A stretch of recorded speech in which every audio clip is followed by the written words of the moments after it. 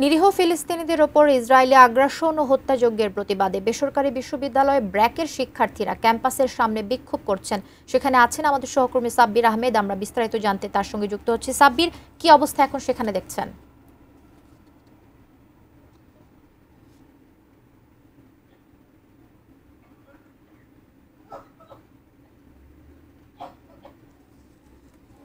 আপনি জানেন যে দেশব্যাপী গাজায় যে নৃশংস হত্যাযজ্ঞ চলছে, তার প্রতিবাদে সারা দেশের মানুষ,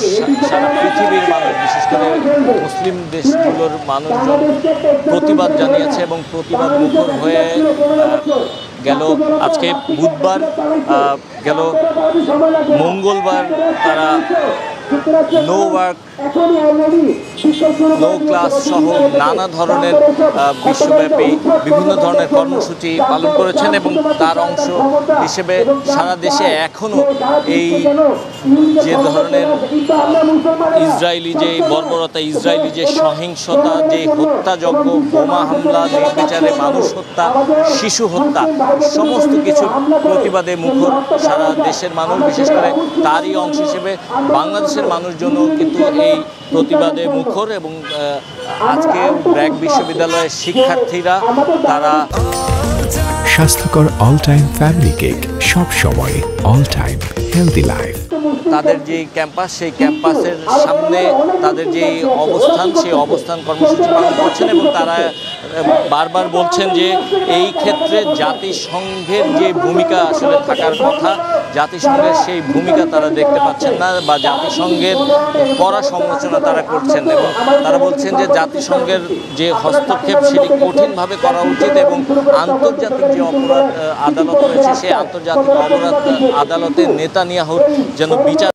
এবং তার সে যে গণহত্যা চালাচ্ছে, মানুষজনকে এভাবে নির্বিচারে হত্যা চালাচ্ছে, শিশুদের ওপর হত্যা চালাচ্ছে, এই জন্য তার আন্তর্জাতিক অপরাধ আদালতে বিচার হওয়া দরকার এবং পাশাপাশি ইসরায়েলি যে পণ্য রয়েছে, ইসরায়েলি এই পণ্যগুলোকে যেন বয়কট করা হয়, সারা দেশের মানুষ যেন এই ইসরায়েলি পণ্যগুলো বয়কট করে, সে ব্যাপারে তারা দাবি জানাচ্ছেন। তারা যেটি বলছেন যে ইসরায়েলকে যদি ক্ষমতা থেকে নামাতে হয় বা ইসরায়েলকে যদি ধ্বংস করতে হয়, তাদের অর্থনীতিকে আগে ধ্বংস করতে হবে এবং অর্থনীতিকে একটা বয়কট বা অর্থনীতিকে একটা ব্যারিয়ার তৈরি করতে হবে। ইসরায়েলি পণ্য যেন ব্যবহারে মানুষজন আগ্রহী না হয় বা ইসরায়েলি পণ্য যেন একেবারে মানুষজন বয়কট করে এবং তারা বারবার যেটি বলছিলেন যে যুদ্ধবিরতি চলছিল, সেই যুদ্ধবিরতি চলাকালীন অবস্থায়, যুদ্ধবিরতি যখন চলছিল সে সময়ও তাদের ইসরায়েল নির্বিচারে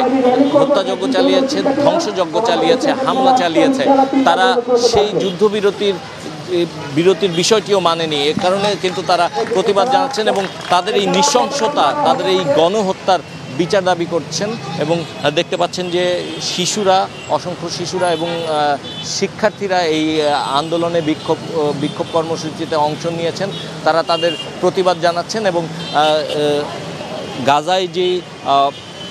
শিশুদেরকে হত্যা করা হচ্ছে, সেই শিশুদের হত্যাযজ্ঞের প্রতীকী হিসেবে এখানে বেশ কয়েকজন শিশু অবস্থান করছেন এবং অবস্থান করে তারা শিশুদের যে রক্তমাখা শরীর, তার অংশ হিসেবে প্রতীকী বেশ কিছু শিশুদের শরীর এবং যে রক্তমাখা শরীরের কিছু অবয়ব, সেই অবয়ব নিয়ে তারা এখানে অবস্থান করছেন এবং তারা বলছেন যে এই অবিলম্বে গাজায় এই যে ইসরায়েলি যে হত্যাযজ্ঞ বা গণহত্যা চলছে তা যেন বন্ধ হয়, সেজন্য তারা বিশ্ব মোড়লের প্রতি বা বিশ্বের বড় বড় যে দেশগুলো রয়েছে যারা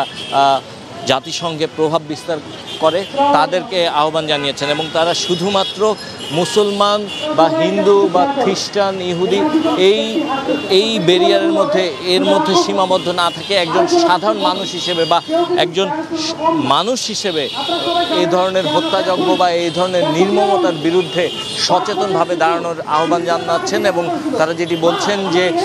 এই যে বর্বরতা চলছে, এই বর্বরতা যদি এখন বন্ধ না হয়, আজকে গাজায় এই ধরনের বর্বরতা চলছে,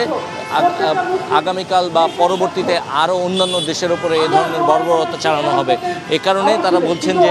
সাধারণ মানুষ, যারা সচেতন মানুষ, তাদের সবাইকে এই ধরনের প্রতিবাদে অংশ নেওয়া উচিত এবং তাদের যার যার অবস্থান থেকে তাদের এই প্রতিবাদ করা উচিত এবং এ ব্যাপারে তারা প্রত্যেকটি সচেতন মানুষকে এগিয়ে এসে তাদের যার যার অবস্থান থেকে এই প্রতিবাদ কর্মসূচিতে অংশ নেওয়ার আহ্বান জানিয়েছেন। তো এই ছিল এই মুহূর্তে ব্র্যাক বিশ্ববিদ্যালয়ের সামনে থেকে গাজায় নিরীহ যে ফিলিস্তিনি নাগরিকরা রয়েছেন তাদের উপর যে ইসরায়েলি আগ্রাসন বা যে হত্যাযজ্ঞ বা ধ্বংসযজ্ঞ বা গণহত্যা চলছে সেই গণহত্যার প্রতিবাদের সবশেষ।